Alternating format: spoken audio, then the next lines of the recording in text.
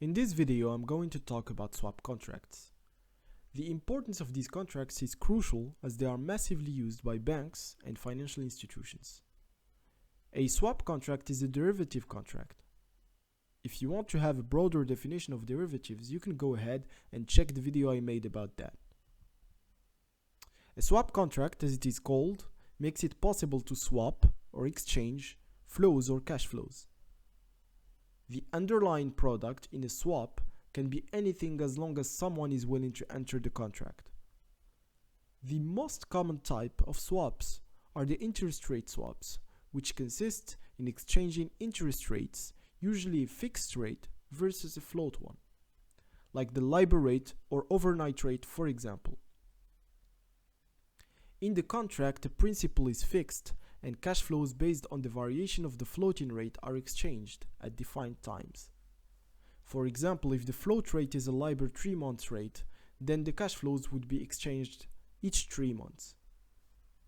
In this case, if you are the one paying the fix and receiving the float, and if the LIBOR 3 months is higher than the fixed rate, then the counterparty would owe you money. Another type of swap contracts that is widely used is the credit default swap. This contract allows you to buy for a premium a sort of insurance against the default of a company, for example. You would pay at a determined frequency and time a certain premium to the counterparty, and if the company on which the contract was initiated defaults, then your counterparty would owe you money. And by the way, that is how some people made millions when the 2008 housing bubble, popped.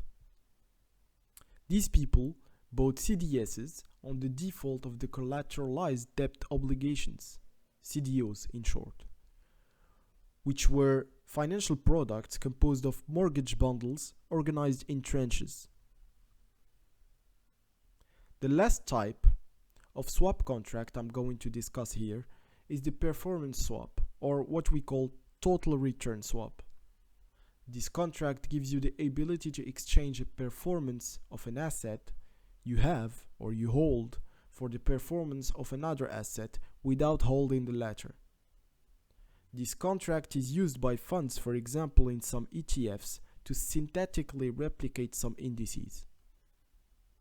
There are other types of swap contracts, but I made sure to define only those that are more common and widely used. If you would like me to make another video about a particular subject, do not hesitate to leave a comment and I will do my best.